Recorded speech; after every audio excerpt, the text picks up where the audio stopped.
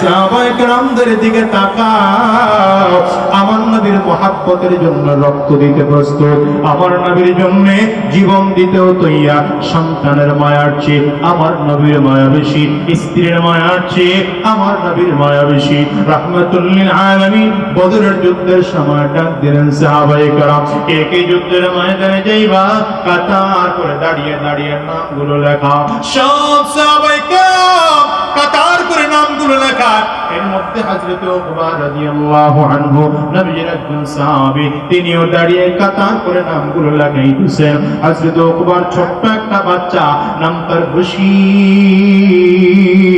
এই ছোট্ট বাচ্চাটার বয়স মাত্র 7 থেকে মাত্র 8 বছর বয়স। এই বাচ্চাটার ঘরে মা নেই, আত্মীয় স্বজন বলতে এই দুনিয়ায় কেউ নাই। ছোট্ট মানুষটাকে রেখে না বলে রাসূলের সাথে যুদ্ধের ময়দানে চলে গেল। বশীর বাচ্চা মানুষ সারাদিন খেলাধুলা করে বিকাল বেলা এসে খবর পায় না আমার বাবা নাই, ওই গেল বলে নবীর সাথে যুদ্ধের ময়দানে চলে গিয়েছে।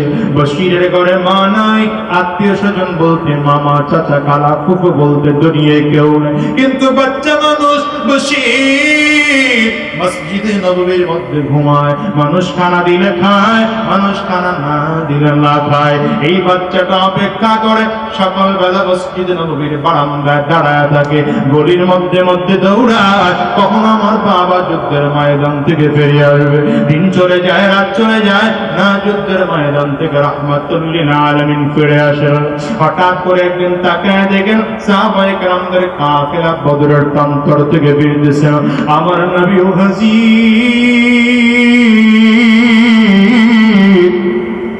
ও দুনিয়ার মুসলমান বশীর বাচ্চা মানুষ তাকায় তাকায় সব সাহাবীদের চেহারা দেখে, সবাইরই তো দেখা যায়, আমার বাবাকে খুঁজে পাওয়া যায় না। রাহমাতুল লিল আলামিন আস্তে আস্তে মসজিদে নববীর বারান্দায় এসে বসলেন। আমার নবী মিম্বরের উপরে বসা, বশীর সব সাহাবায়ে কেরামদেরকে সরাইয়া আমার নবীর সামনে দাঁড়িয়ে ডাক দেয়, পয়গম্বর সবাই তো যুদ্ধের ময়দান থেকে ফিরে আসলো, কিন্তু আমার আব্বুরে খুঁজে পাওয়া যায় না। আমার আব্বু কখন আসবে? যুদ্ধের ময়দান থেকে আব্বুর আসতে দেরি হবে নাকি? আমার নবী বাচ্চাটার দিকে তাকাইতে পারেন না, চোখ দিয়ে নবীজির টপ টপ করে পানি গুলো ঝরতেছে। আমার নবী লজ্জায় চেহারাটা ডান দিকে সরায় পালাইলেন। বাচ্চাটা আবার ডান দিকে এসে আবার জিজ্ঞাসা করেন, পয়গম্বর আমার আব্বু না আপনার সাথে যুদ্ধের ময়দানে গেল, আমার আব্বু কখন আসবে? আমার নবী লজ্জায় চেহারাটা আবার বাম দিকে সরায় ফেললেন। বাচ্চাটা আবার বাম দিকে এসে ডাক দেয়, ওগো পয়গম্বর আমার আব্বু কখন আসবে? আমার নবী এবার আসমানের দিকে চেহারা উঠাইলেন। নবীজির গাল বেয়ে বেয়ে চোখ দিয়ে পানিগুলো টপ টপ টপ টপ টপ টপ করে পড়ে। এবার বশীর তাকায় দেখে আমার নবীকে বারবার করে প্রশ্ন করি, আমার নবী প্রশ্নের জবাব দেয় না, প্রশ্নের জবাব দেন। রাহমাতুল লিল আলামিন আরে আমার নবী প্রশ্নের জবাব দেয় না। বশীর এবার আমার নবীর কদমের মধ্যে জড়ায় দেয়, চিৎকার করে কান্না করে আর ডাক দেয়, নবী আমার বারবার করে প্রশ্ন করি, আপনি জবাব দেন। আমার আব্বু কই? আমার নবী চোখের পানিগুলো ছেড়ে কান্না করে আর বলে বসি, আমি তোরে কেমনে বলবো জানি না, তোর বাবা জমিনে নাই, জমিন থেকে বিদায় হয়ে আল্লাহর জান্নাতে চলে গেছে। বাচ্চা মানুষ বুঝে না, জোরে চিৎকার করে কান্না করতে আরম্ভ করেছে। ডেকে বলে, নবী আমার মালিকের কি কুদরত জানি না, আমার আব্বু আমার কাছে বলেও যুদ্ধের ময়দানে গেল, আমি কোথায় থাকবো তাও বলে যায় নাই। ওগো নবী আমার ঘরে আমার মা নাই, আমি কার সাথে থাকবো? আমার আত্মীয় স্বজন বলতে কেউ নাই, আমি কার সাথে থাকবো নবী? ওগো পয়গম্বর আমি একা গোসল করতে পারি না, আমার আব্বু আমারে গোসল করে দিত।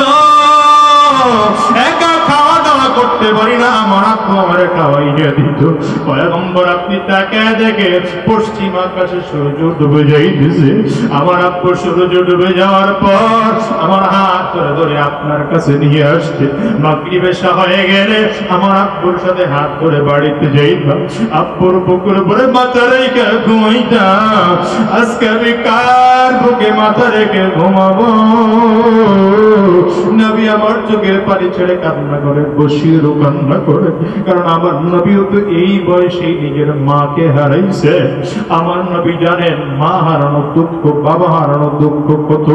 আমার নবী জন্মের আগেই বাবা হারাইছে, জন্মের 6 বছরের মাথায় মাকেও হারাইছে, জন্মের মাত্র 8 বছরের মাথায় রাহমাতুল লিল আলামিন নিজের দাদাকে হারিয়েছে। এই অল্প বয়সে যারা মা হারাইছে, যারা বাবা হারিয়েছে, তারা জানে মা হারানো, বাবা হারানো কত কষ্টে। আজকের এই মজলিসের মধ্যেও যদি এমন মানুষ থাকে যাদের ঘরে মা নাই, যাদের ঘরে বাবা নাই, ওই মানুষটার কাছে জিজ্ঞাসা করে দেখো মা হারানো কত কষ্ট। আমি তো প্রায় বলি, আজকেও বলে যাই, রে যুবক, এই কষ্টটা তোমরা বুঝবে না। আমি আজাদির ঘরে আজকে আমার মা নাই, 17টা বছর হয়ে গেল আমার মাকে তুই চোখ দিয়ে আমি দেখতে পারি না।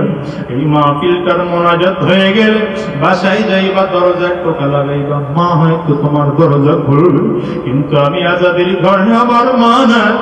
আমি বাসায় গিয়ে দরজার মধ্যে টোকা দিলে আমার মা দরজা খুলবে না।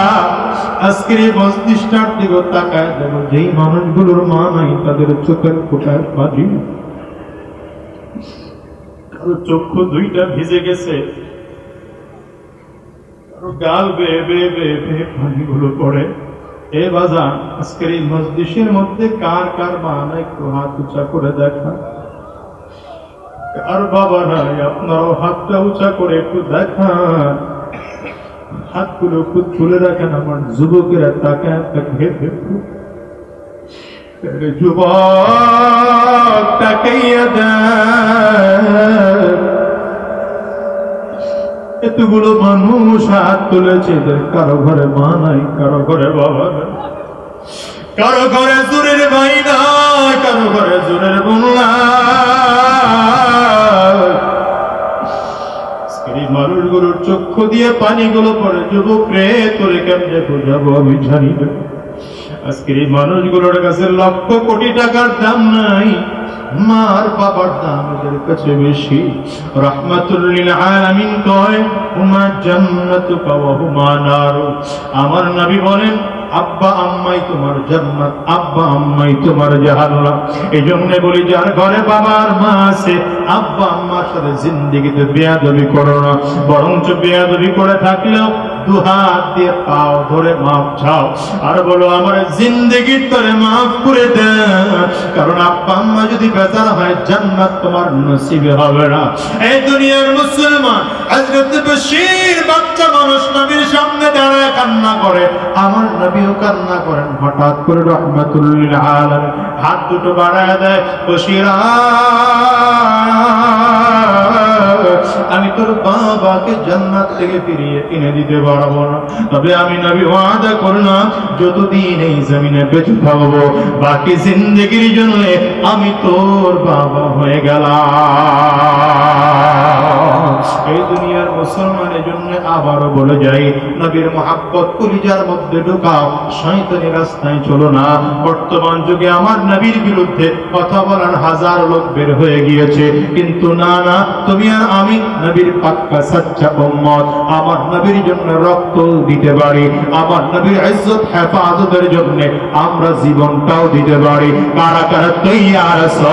শেষ করার মতো হাত তুলে আল্লাহরে দেখাও, চিৎকার করে ডাক দাও আল্লাহ, আরো জোরে আল্লাহ, আওয়াজ দিয়ে আল্লাহ, জবান খুলে আল্লাহ।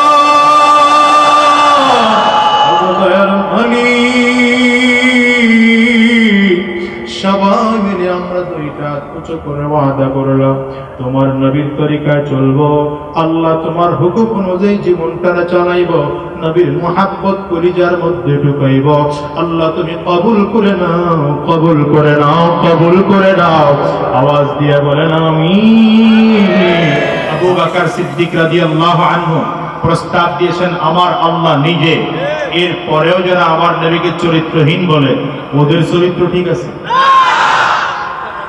শুধু কি তাই, আমি আরো বলবো, আম্মা জানের বিয়ে হয়েছে নবীর সাথে 6 বছর বয়সে, কিন্তু ঘরে উঠিয়েছেন নবীজি 9 বছর বয়সে। বুখারীর বর্ণনা, 9 বছর বয়সে আমার নবী তার ঘরে নিলেন কেন? সেটা আরেক বর্ণনা দিয়ে পাওয়া যায়। ওই সময় মদিনার মেয়েরা 9 বছর বয়সে সাধারণত সাবাল্লিকা হয়ে যেত। সাবাল্লিকা হওয়ার পরে আমার নবী তার স্ত্রীকে ঘরে তুলে নিয়েছেন, এতে আপত্তি কোথায়? আমার আরেক কথা হচ্ছে, আম্মা জানকে যে নবী 9 বছর বয়সে তার ঘরে নিয়ে গেলেন, আম্মা জান আয়েশা সিদ্দিকা রাদিয়াল্লাহু আনহার এ বিষয়ে কোনো আপত্তি ছিল? আবু বকর সিদ্দিক রাদিয়াল্লাহু আনহু আম্মা জানের বাবা, তার কোনো আপত্তি ছিল? অন্যান্য সতীনদের কোনো আপত্তি ছিল? অন্যান্য সতীনের বাবা যেমন হযরত ওমর রাদিয়াল্লাহু আনহু ছিলেন, হাফসা রাদিয়াল্লাহু আনহার বাবা, তার কোনো আপত্তি ছিল? মক্কার কাফির মুশরিক আবু জাহাল, আবু লাহাব, উতবা, শায়বা, এরপরে উবাই, উমাইয়া, আব্দুল্লাহ ইবনে কি বলে উবাই ইবনে সুলুল, এই মুনাফিক কাফির মুশরিক, এদের কোনো আপত্তি ছিল? এই 1400 বছর পর্যন্ত আমার নবী অল্প বয়সী মেয়েকে বিয়ে করেছেন, এ বিষয়ে কারো কোনো প্রশ্ন নাই। আজকে 1400 বছর পরে বাংলাদেশে তেলাপোকা নাস্তিক মার্কা এরা আমার নবীর চরিত্র নিয়ে কথা বলবে, আর আমরা তাদের পেছনে পেছনে দৌড়াবো, এটা হতে পারে না। মুহাম্মাদুর রাসূলুল্লাহ, মুহাম্মাদুর রাসূলুল্লাহ সাল্লাল্লাহু আলাইহি ওয়াসাল্লামের উম্মত নবীর বিরুদ্ধে কথা বলবে, এটা তারা সহ্য করতে পারে না, এটা তারা সহ্য করতে পারে না, ঠিক কি না বলো? সর্বশেষ কথা, বাংলাদেশের স্থপতি তাকবীরের সুযোগ দিব আমি, একটু পরে তাকবীরের সুযোগ দেব। ভাইরা আমার, মুসলমান, বাংলাদেশের স্থপতি জনাব শেখ মুজিবুর রহমান, নামটা শুনছেন তো? এই শেখ মুজিবুর রহমান সাহেবের জীবনী নিয়ে আমাদের বাংলাদেশের বর্তমান প্রধানমন্ত্রী, মাননীয় প্রধানমন্ত্রী, সে নিজে একটা বই লিখেছে, অসমাপ্ত আত্মজীবনী। এই অসমাপ্ত আত্মজীবনীর মধ্যে তিনি লিখেছেন, জনাব শেখ মুজিবুর রহমান যখন বর্তমান প্রধানমন্ত্রীর মা শেখ ফজিলাতুন নেসাকে বিয়ে করেন, তখন ফজিলাতুন নেসার বয়স ছিল 3 বছর। কত বছর? চুপ করে বাইরে। জনাব শেখ মুজিবুর রহমান সাহেব যখন শেখ ফজিলাতুন নেসাকে বিয়ে করেন, তখন বয়স ছিল কত? তো আমি নাস্তিকদেরকে বলবো, নবীর ব্যাপারে প্রশ্ন তুলছ, পারলে শেখ ফজিলাতুন নেসার ব্যাপারে প্রশ্ন তুলো, পারলে বঙ্গবন্ধুর বিরুদ্ধে প্রশ্ন তুলো। চামড়া টেনে ছিঁড়ে ফেলবে, জিহ্বা টেনে ছিঁড়ে ফেলবে। ভালো করে মনে রাখবা, ভালো করে মনে রাখবা, আমরা বঙ্গবন্ধুকে যতটা ভালোবাসি তার চেয়ে 1000 গুণে কোটি গুণে বেশি ভালোবাসি নবী মুহাম্মদুর রাসূলুল্লাহ, ঠিক কিনা জোরে বলুন? আমার নবীর আপন উম্মত সারা পৃথিবীতে 200 কোটি। আমরা নবীর জন্য রক্ত দিতে পারি, আমরা নবীর জন্য ঘাম ঝরাতে পারি, নবীর জন্য জীবন দিতে পারি। আমি বলবো, আমার এই বাংলাদেশে হিন্দু ভাইরা বসবাস করবে, কোনো বাধা নেই। বৌদ্ধরা বসবাস করবে, কোনো বাধা নেই। খ্রিস্টান বসবাস করবে, কোনো বাধা নেই। যদি আমার নবীর চরিত্র নিয়ে কথা বলে, ইসলাম নিয়ে কথা বলে, কোরআন নিয়ে কথা বলে, আমরা এই জালিমকে ছাড়বো না। হাত তুলে বলেন ঠিক কিনা?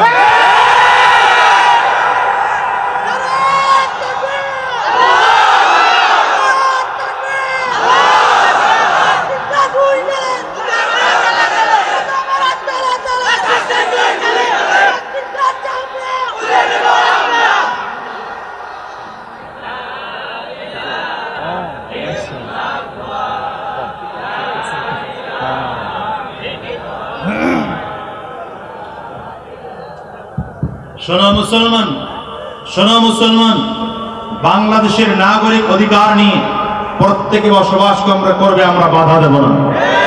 জোরে বলেন না? প্রত্যেকে বসবাস করবে, আমরা বাধা দেব না।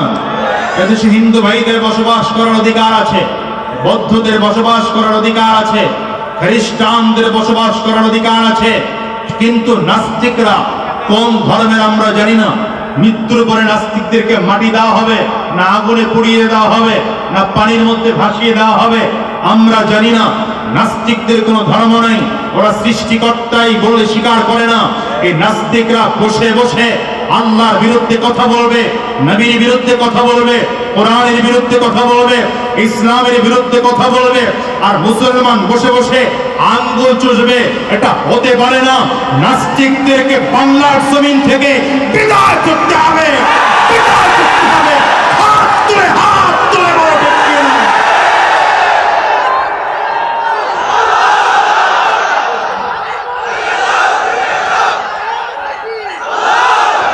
মুসলমান ভাইরা, ওই যুগে আমার নবীর বিবাহ নিয়ে প্রশ্ন হয়নি কেন? এর কারণ কি? কারণ হলো সেই যুগে বহু বিবাহ এটা দোষের ছিল না। আপনি এখনো আরবে যান, আপনি এখনো মিডল ইস্টে যান, জাজিরাতুল আরবে যান, গেলে দেখবেন অল্প বয়সী মানুষ, বৃদ্ধ মানুষ বিয়ে করছে। এটা তাদের কাছে দোষের না। আমাদের কাছে বাংলাদেশে 18 বছর বয়সের সীমাবদ্ধ করে দেওয়া হয়েছে, এই জন্য এটা দোষের মনে হয়। কথা বলেন না কেন? কোন একটা দেশের আইনের কারণে রাষ্ট্রীয় নবী, কি বলে জাতীয় নবী, মুসলমানদের জাতীয় নেতার বিরুদ্ধে কেউ কথা বলবে, এটা মেনে নেওয়া যায়? জোরে বলো, মেনে নেওয়া যায়? আমার নবী তো এমন এক নবী, আল্লাহু আকবার, যার চরিত্রের ব্যাপারে কাফিররা কথা বলতে পারেনি। কাফিররা আমার নবীকে পাগল বলেছে, ভালো করে বুঝবেন। আমার নবীকে জাদুকর বলেছে, আমার নবীকে কবি বলেছে, আমার নবীকে গণক বলে গালি দিয়েছে, কিন্তু কেউ আমার নবীর চরিত্র নিয়ে কথা বলার দুঃসাহস দেখায় না। কারণ আমার নবীর চরিত্রের ব্যাপারে মক্কার কাফিররাও আমিন বলতো, বিশ্বাসী, সাদিক বলতো, সত্যবাদী, মাসদুক বলতো। মক্কার কাফিররা আমার নবীর ব্যাপারে এটা বিশ্বাসী ছিল যে আমার নবী কোনো কথা মিথ্যা বলেন না, অবিশ্বাস্য কোনো কাজ করেন না। মক্কার কাফির মুশরিকদের কাছে নিজের বাবার চেয়ে আমার নবীকে বিশ্বাস করত। মক্কার কাফিররা নিজের ভাইয়ের চেয়ে আমার নবীকে বেশি বিশ্বাস করত, নিজের সন্তানের চেয়ে আমার নবীকে বেশি বিশ্বাস করত, নিজের স্ত্রীর চেয়ে আমার নবীকে বেশি বিশ্বাস করত। মুসলমান, কিন্তু বর্তমান যুগে দু চারটা নাস্তিক নবীর বিরুদ্ধে কথা বলে, ইসলামের বিরুদ্ধে কথা বলে। সরকারকে বলবো, এদের লাগাম টেনে ধরুন, এদের লাগাম টেনে ধরুন, নয়তো অশান্তিতে বাংলাদেশ পড়লে সেদিন আপনার অস্তিত্ব বিলীন হয়ে যাবে। নবীর ব্যাপারে আল্লাহ কোরআনে কি বলেন? আল্লাহ কোরআনে কি বলেন? ওয়া ইন্নাকা লাআলা খুলুকিন আযীম, ওয়া ইন্নাকা লাআলা খুলুকিন আযীম।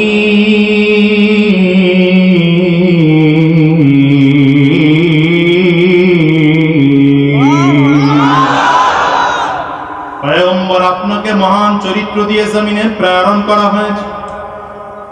কত মহান চরিত্র! আজিম শব্দটা আল্লাহ পাকের একটা সিফতি নাম। এই সিফতি নামকে আমার নবীর চরিত্রের সাথে আল্লাহ তাআলা কেন লাগাইলেন? আল্লাহ তাআলা বুঝাইলেন, আমি যেমন মহান, আমি আল্লাহ পাকের যেমন কোনো তুলনা হয় না। আমার পয়গম্বরের চরিত্রটাও এত মহান, আমার পয়গম্বরের চরিত্রেরও কোনো তুলনা হয় না। আমি আমার ওই যুবকদেরকে বলবো, কোন নবীকে তুমি গালি দাও, কোন নবীকে তুমি জঙ্গি বলো আর রাজাকার বলো, কোন নবীর চরিত্র নিয়ে প্রশ্ন তোলো, যেই নবী তোমার জন্য আজও রওজায় বসে কান্না করেন, ইয়া নবী ইয়া উম্মতি বলে, রাহমাতুল লিল আলামিন উহুদের প্রান্তরে গিয়ে কান্না আরম্ভ করেছে। এত বেশি আমার নবী উহুদের প্রান্তরে গিয়ে কান্না করত। রাহমাতুল লিল আলামিন বলেন, উহুদও আমাকে ভালোবাসে, আমিও উহুদ পাহাড়কে ভালোবাসি। 7 কিলোমিটার লম্বা উহুদ পাহাড়। উহুদ পাহাড়ের প্রান্তরে গিয়ে আমার নবী চোখের পানিগুলো ফেলে ফেলে কান্না করতে।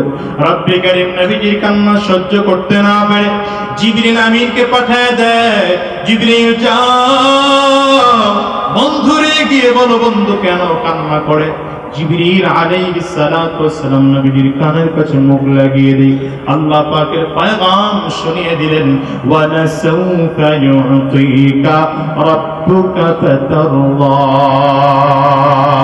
পয়গম্বর, আপনি কান্না করবেন না। আপনি যদি কান্না করেন, রব্বে কারীম সহ্য করতে পারেন না। আপনি চান কি বলুন, আল্লাহর কাছে কি চান, আল্লাহ তাআলা আপনার সব চাহিদা পূরণ করবে। আপনি যদি বলেন উহুদ পাহাড়কে স্মরণে পরিণত করে দেওয়া হবে, আপনার সাথে সাথে সাথে সাথে চলবে।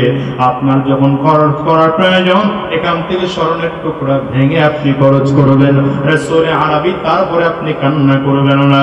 আপনি কান্না করলে রব্বে কারীম সহ্য করতে পারেন না। দয়ার নবী ডাকতে, জিবরাইল উহুদ পাহাড়টা স্মরণ হয়ে যাবে, আমি নবী এই জন্য কাঁদি না। আমি সম্পদশালী হব এই জন্য কাঁদি না। আমি কেন কাঁদি জানো? কেন কাঁদি? আমার কান্নার কারণ হলো আমার গুনাহগার উম্মতের অবস্থা কি হবে। জিবরাইল বল, আমার কিয়ামতের ময়দানে রব্বে কারীমের রাত যখন আরম্ভ হয়ে যাবে, আমার উম্মতগুলো ক্ষমা পাবে কিনা বলো। জিবরিল আলাইহিস সালাতু ওয়াস সালামের কথা শুনে আল্লাহ তাআলা ডাক দিলেন, জিবরাইল আমার বন্ধুরে বলে দাও, বন্ধুর সমস্ত জীবনের গুনাহগুলো আমি আল্লাহ মাফ করে দিলাম।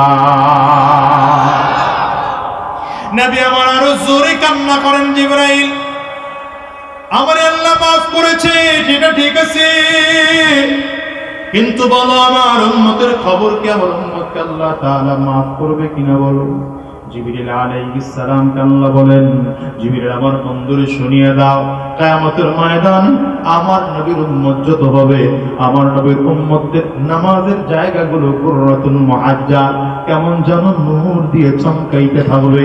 এই কপালের জায়গা, হাতের তালু এবং হাঁটুর জায়গাগুলো, নাকের মাথাটা, যেই জায়গা সাজদার মধ্যে জমিনে লেগেছিল, বুখারীর বর্ণনা, ওই জায়গাটা নূর দিয়ে চমকাইতে থাকবে।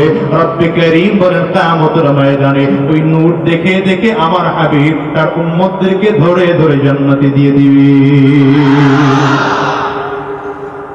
নবীর গালি দাও তুমি, আমার নবীর চরিত্র নিয়ে কথা বলো, জানো কে নবী আমার? যে নবী উহুদের প্রান্তরে দন্দন মুবারক শহীদ করেছেন, যে নবী তায়েফের জমিনে গিয়ে দাওয়াত দিতে গিয়ে মার খেয়েছেন, এমন মার খেয়েছেন নিজের চোখে দেখলাম। আধা কিলোমিটার জায়গা রহমাতুল লিল আলামিনকে পাথর মারছে আর নবীজি দৌড়েছে। অপরাধ কিছুই ছিল না আমার নবীর, একমাত্র অপরাধ দ্বীনের দাওয়াত দিয়েছেন, এটাই আমার নবীর অপরাধ। দ্বিতীয় কোনো অপরাধ ছিল না। ওই জায়গাটা এখনো ব্যারিকেড দিয়ে রাখা হয়েছে, এখনো পর্যন্ত ওই জায়গায় কোনো ফসল হয় না, কোনো গাছ লাগাইলেও মরে যায়, এমনকি ঘাস উঠলে সেই গাছটা পর্যন্ত মরে যায়। কারণ যেখানে নবীর রক্ত জড়িয়েছে কাফিররা, এই কাফিররা চিরজীবন ওই জায়গাটাকে গজবের জায়গা বানাইছে। আমার মুসলমান ভাইরা, রাহমাতুল লিল আলামিন তায়েফের জমিনে গিয়ে তায়েফবাসীকে দাওয়াত দিলেন, এক আল্লাহকে রব বলে স্বীকার করে নাও। তায়েফবাসী স্বীকার করে না। রাহমাতুল লিল আলামিন উহুদের ময়দানে চলে আসলেন। উহুদের যুদ্ধ শুরু হলো। আমার নবীকে কাফির মুশরিকরা টার্গেট করে মেরেছে। মুসলমান বলো বলো, উহুদের যুদ্ধের ময়দানে আমার নবীর তো যাওয়ার প্রয়োজন ছিল না, কিন্তু না না, আমার নবী উম্মতের মায়া করে উহুদের ময়দানে গিয়ে রক্ত ঝরাইছেন। পাথরের আঘাতে, কাফির মুশরিকদের প্রচন্ড আঘাতে রাহমাতুল লিল আলামিনের দুটো দাঁত ভেঙে জমিনের মধ্যে টুকরো হয়ে পড়ে যায়। রাহমাতুল লিল আলামিনের মুখ দিয়ে রক্তগুলো টপ টপ টপ টপ টপ টপ করে পড়তেছে। কাফির মুশরিকরা রাহমাতুল লিল আলামিনকে লক্ষ্য করে বারবার করে তীরগুলো মারে। তীরের আঘাতের কারণে মাথার মধ্যে লোহার টুপিটা ছিল, লোহার টুপি ভেঙে লোহার টুকরা রাহমাতুল লিল আলামিনের মাথার খুলির মধ্যে ঢুকে যায়। আমার নবীর মাথার লোহার টুকরার মধ্যে ঢুকে গেলে রক্তগুলো টপ টপ করে করে পড়ে। কাফির মুশরিকরা এদিকে ঘোষণা করে দিল, কতদিনা মুহাম্মদ জমিন থেকে বিদায় হয়েছে। সাহাবায়ে কেরাম পুরো উহুদের ময়দানে পাগলের মতো করে খুঁজে, আমার নবী না না, নবীকে কোথাও খুঁজে পায় না। হঠাৎ করেই দেখে রাহমাতুল লিল আলামিন জমিনের মধ্যে হুমড়ি খেয়ে পড়ে আছে। সাহাবী একজন দৌড়ে গিয়া আমার নবীর তাড়াতাড়ি করে কোলের মধ্যে উঠাইয়া লোহার টুকরার মধ্যে কামড় দিয়ে বারবার করে টান দেয়। টান দিলে কাজ হবে কি, এত ভেতরে লোহার টুকরা ঢুকে গিয়েছে, সামনের দাঁত দুটো টাস টাস করে ভেঙে জমিনের মধ্যে পড়ে গেল। সাহাবী পাশের আরো দুইটা দাঁত দিয়া লোহার টুকরাটা আবার ধরে কামড় দিয়ে টান দেয়, না না, পাশের আরো দুইটা দাঁত ভেঙে জমিনের মধ্যে পড়ে গেল। অন্যান্য সাহাবীরা ধরে টান দেয়, এমন করে পাগলামি করো না, আমরা নবীকে চিকিৎসা করে ভালো বানিয়ে দেব। রাহমাতুল লিল আলামিনের সাহাবী ডেকে বলে, আমার ছেড়ে দাও, আমার নবীর মাথার মধ্যে লোহার টুকরা থাকবে আর আমার মুখের মধ্যে দাঁত থাকবে, তা কোনোদিন হতে পারে না।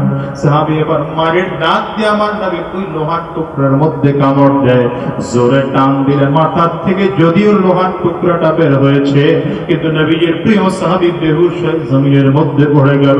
আরেকজন সাহাবী দৌড়ায় চলে আসছেন, নবীজির যেই কান থেকে রক্তগুলো বের হয় ওখানে মুখ লাগায় আস্তে আস্তে করে রক্ত পান করতে আরম্ভ করেছে। অন্যান্য সাহাবীরা ডাক দেয়, যেমন পাগলামি করো না, বলে না না, আমার নবীর রক্ত জমিনের মধ্যে পড়বে এটা হতে পারে না, আমার নবীর রক্ত জমিনের মধ্যে পড়তে দেব না।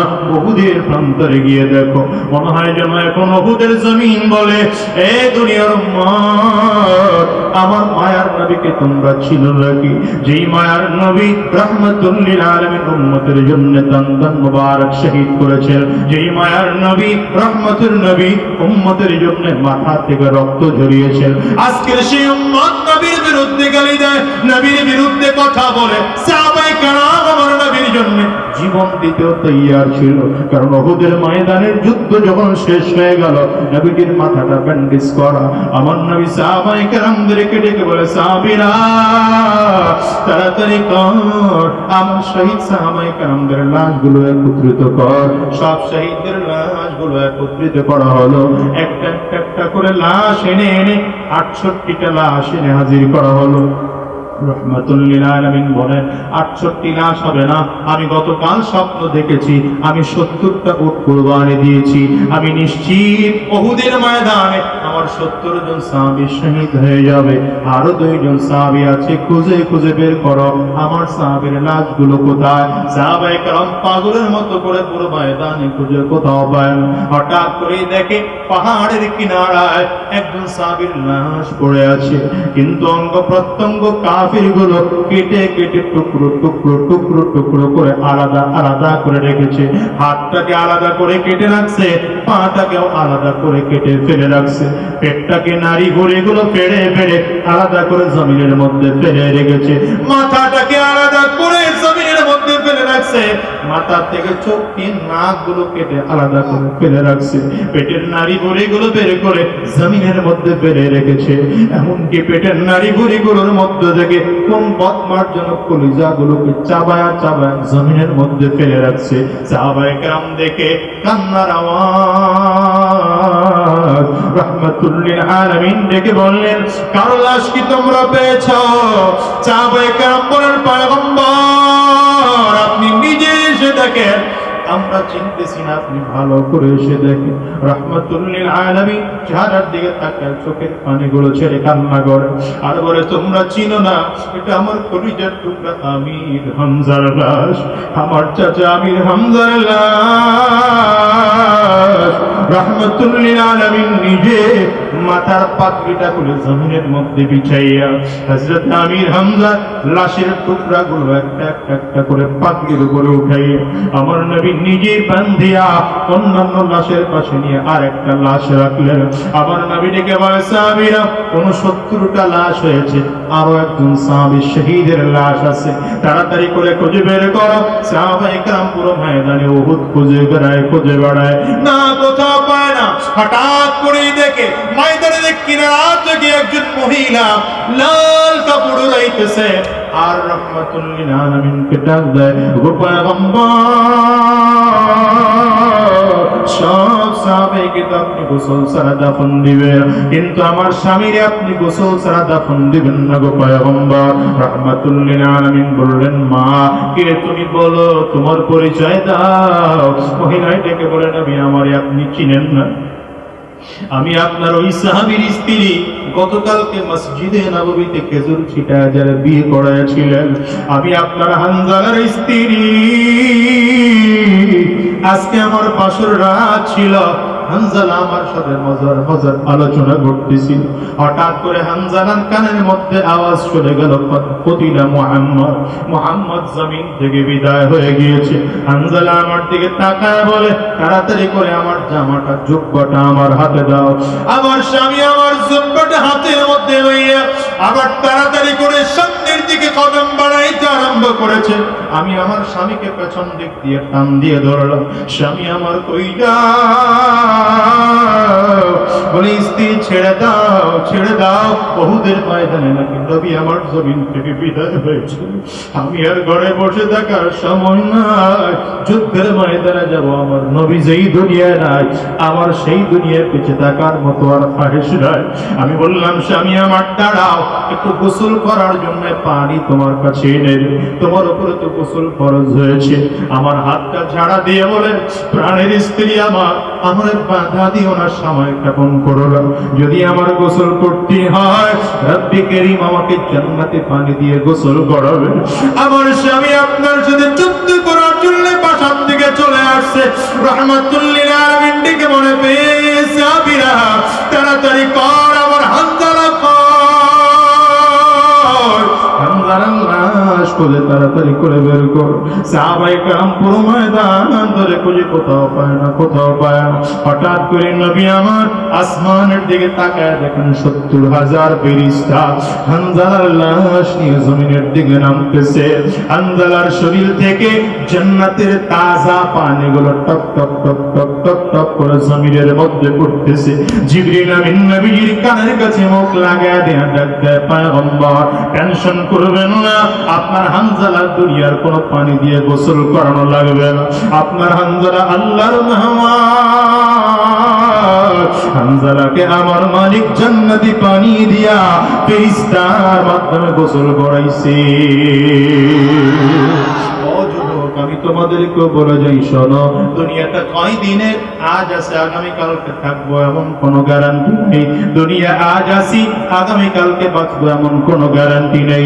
এই দুনিয়ায় কেউ থাকতে পারে নাই, তুমি আর আমি এই জমিনে থাকতে পারবো না। কিন্তু ভালো করে হিসাব মিলাও, নবীর পাক্কা সাচ্চা উম্মত হয়ে জমিন থেকে বিদায় হওয়া লাগবে, নবীর আশিক হয়ে জমিন থেকে বিদায় হওয়া লাগবে। আজকের এই ময়দান থেকে ওয়াদা করে বিদায় হও, আর জীবন শয়তানি রাস্তায় আমরা চলবো না, হারাম রাস্তায় চলবো না, বদমাশি রাস্তায় কদম বাড়াবো না। নবীর সুন্নতকে মুহাব্বত করে মাথার মধ্যে একটা টুপি লাগাইব, নবীর সুন্নতকে মুহাব্বত করে মুখের দাড়িটাকে লম্বা করব, নবীর সুন্নতকে মুহাব্বত করে সুন্নতি একটা পোশাক পরব, নবীর সুন্নতকে মুহাব্বত করে দ্বীনের রাস্তায় চলবো। কারা কারা তৈয়ার? তৈয়ার তো করে দেখা, আওয়াজ দিয়ে চিৎকার করে ডাক দাও আল্লাহ, আরো জোরে ডাক দাও আল্লাহ, জবান করে ডাক দাও আল্লাহ। ও দয়ার মালিক,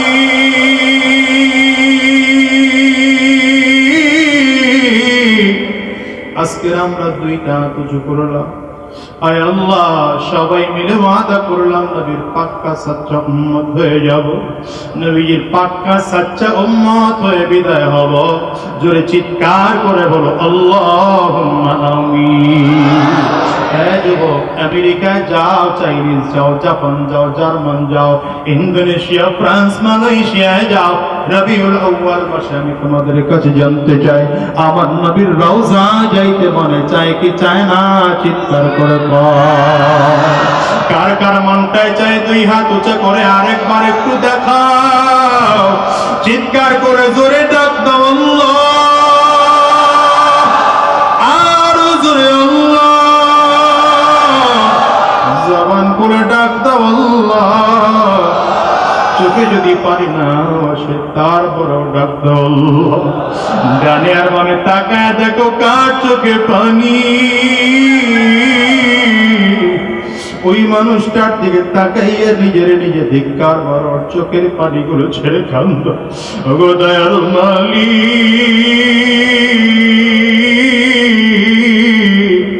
যতগুলো গোলাম তোমার দুইটা তুজু করলাম, জীবনে একটা বার হলেও নবীর রওজা না দেখাইয়া, কাবা তাওয়াফ না করাইয়া জমিন থেকে নিও না।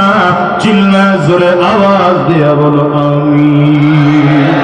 মনের মাধুরী মিশিয়ে হৃদয়টা উজাড় করে ঠান্ডা ঠান্ডা কণ্ঠে বলো, মনে বড় আশা ছিল যাব মদিনায়।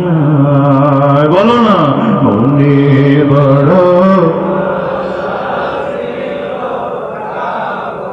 বলো। মালিক চাইলে কবুল করতে সময় লাগে না, দিল খুলে আওয়াজ দিয়ে বলো, মনে বড় আশা ছিল যাব। সালাম আমি করব গিয়ে, জোরে সালাম নবীর রওজা।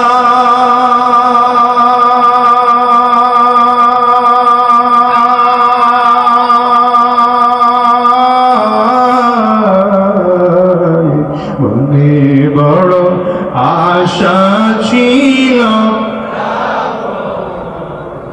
সবাই কও না, মনে বড় আশা ছিল যাব মদিনায়। কষ্ট হয়, অসুবিধা হয়, আরব সাগর পারি দেব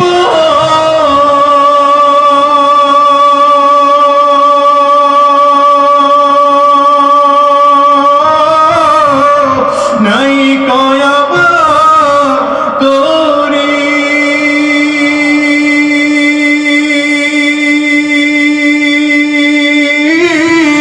পাখি নয় যে উড়ে যাব ডানাতে ভর করি,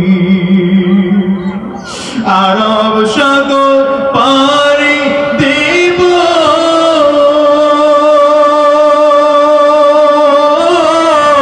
নাই কয়াবার তোরি।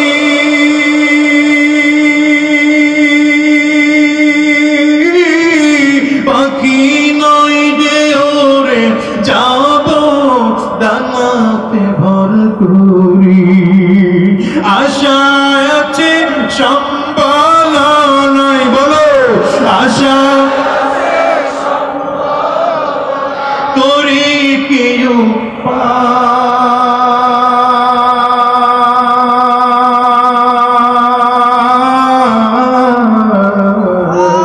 মনে বড় আশা ছিল যাব মদিনায়। বলো না, মনে বড়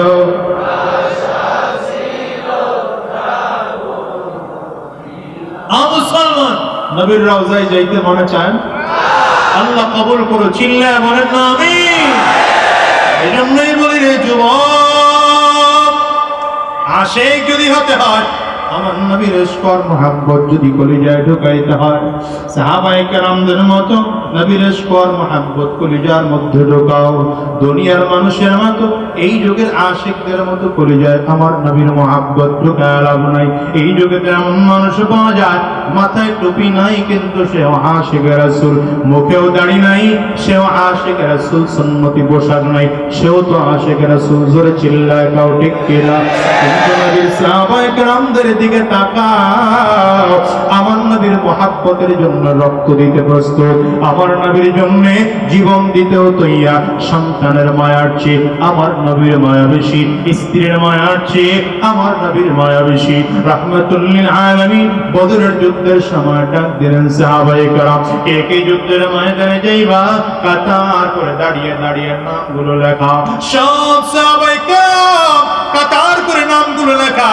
এর মধ্যে হযরত উকবা রাদিয়াল্লাহু আনহু নবীর একজন সাহাবী, তিনিও দাঁড়িয়ে কাতার করে নামগুলো লাগাইতেছেন। হযরত উকবার ছোট্ট একটা বাচ্চা, নাম তার বশীর। এই ছোট্ট বাচ্চাটার বয়স মাত্র 7 থেকে মাত্র 8 বছর বয়স।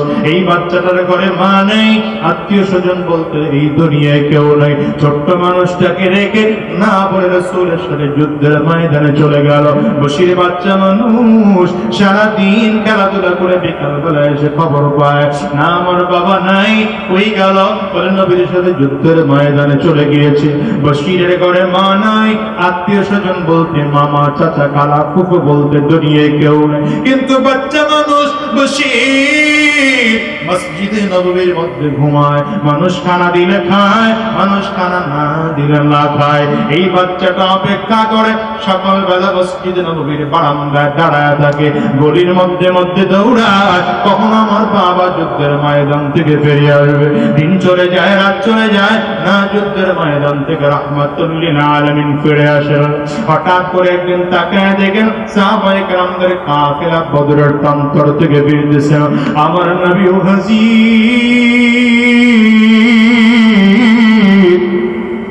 ও দুনিয়ার মুসলমান বশীর বাচ্চা মানুষ তাকায় তাকায় সব সাহাবীদের চেহারা দেখে, সবাইরই তো দেখা যায় আমার বাবাকে খুঁজে পাওয়া যায়। রাহমাতুল লিল আলামিন আস্তে আস্তে মসজিদে নববীর বারান্দায় এসে বসলেন। আমার নবী মিম্বরের উপরে বসা, বশীর সব সাহাবায়ে কেরামদেরকে সরাইয়া আমার নবীর সামনে দাঁড়িয়ে ডাক দেয়, পয়গম্বর সবাই তো যুদ্ধের ময়দান থেকে ফিরে আসলো, কিন্তু আমার আব্বুরে খুঁজে পাওয়া যায় না। আমার আব্বু কখন আসবে? যুদ্ধের ময়দান থেকে আব্বুর আসতে দেরি হবে নাকি? আমার নবী বাচ্চাটার দিকে তাকাইতে পারেন না, চোখ দিয়ে নবীজির টপ টপ করে পানিগুলো ঝরতেছে।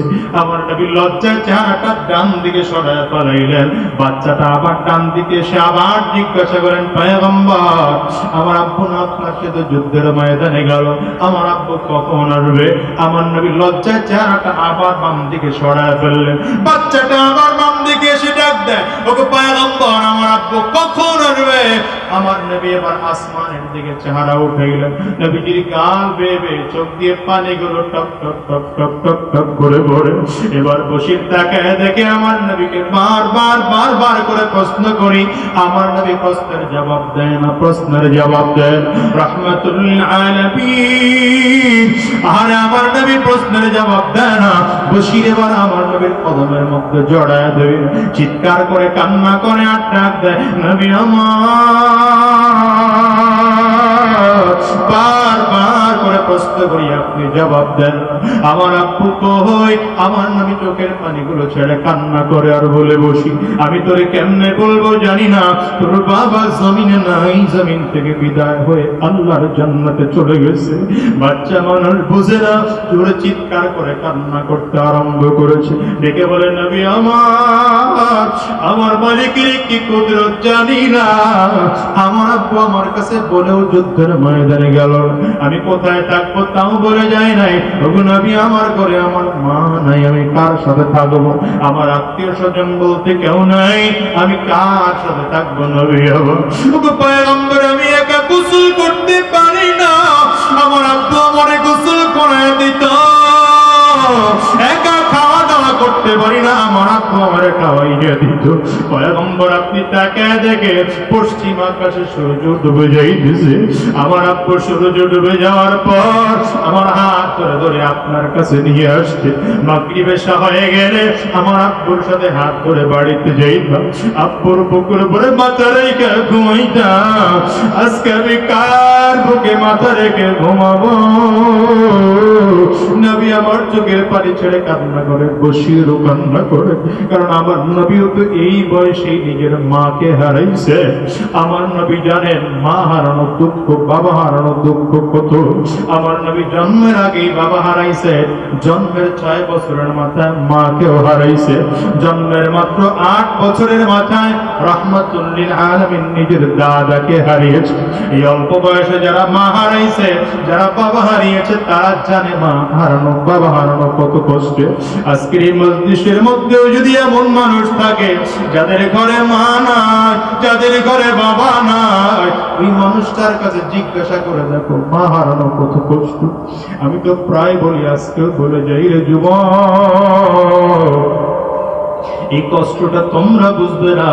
আমি আজাদির ঘরে আজকে আমার মা নাই, 17টা বছর হয়ে গেল আমার মাকে দুই চোখ দিয়ে আমি দেখতে পারি না।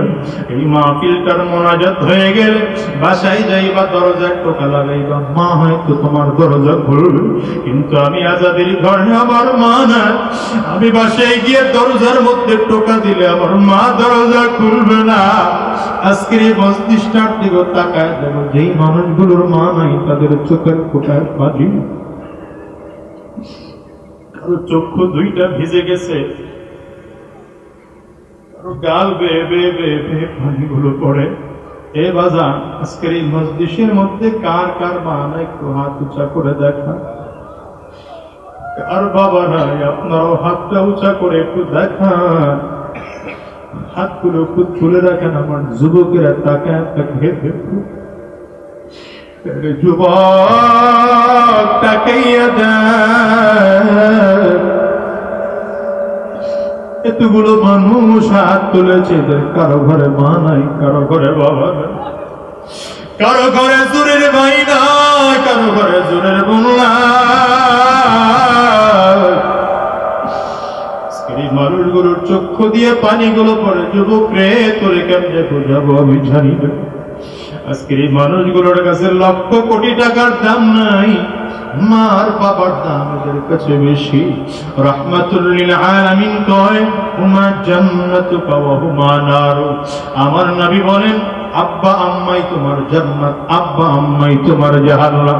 এই জন্য বলি, যার ঘরে বাবা আর মা আছে, আব্বা আম্মার সাথে জিন্দেগিতে বেয়াদবি করো না, বরঞ্চ বেয়াদবি করে থাকলেও দুহাত দিয়ে পাও ধরে মাফ চাও আর বলো, আমার জিন্দেগির তরে মাফ করে দেন, কারণ আব্বা আম্মা যদি বেজার হয় জান্নাত তোমার নসিবে হবে না। এই দুনিয়ার মুসলমান হযরত বশীর বাচ্চা মানুষ নবীর সামনে দাঁড়ায় কান্না করে, আমার নবীও কান্না করেন। হঠাৎ করে রাহমাতুল লিল আলামিন হাত দুটো বাড়ায় দেয়, বশীরা, আমি তোর বাবাকে জান্নাত থেকে ফিরিয়ে এনে দিতে পারবো না, তবে আমি নবী ওয়াদা করলাম, যতদিন এই জমিনে বেঁচে থাকবো বাকি জিন্দেগির জন্য আমি তোর বাবা হয়ে গেলাম। এই দুনিয়ার মুসলমানের জন্য আবারও বলে যাই, নবীর মহাব্বত কলিজার মধ্যে ঢোকাও, শয়তানি রাস্তায় চলো না। বর্তমান যুগে আমার নবীর বিরুদ্ধে কথা বলার হাজার লোক বের হয়ে গিয়েছে, কিন্তু না না, তুমি আর আমি নবীর পাক্কা সাচ্চা উম্মত, আমার নবীর জন্য রক্ত দিতে পারি, আমার নবীর ইজ্জত হেফাজতের জন্য আমরা জীবনটাও দিতে পারি। কারা কারা তৈয়ার আছো? শেষ করার মতো হাত তুলে আল্লাহরে দেখাও, চিৎকার করে ডাক দাও আল্লাহ, আর জোরে আল্লাহ, আওয়াজ দিয়ে আল্লাহ, জবান খুলে আল্লাহ।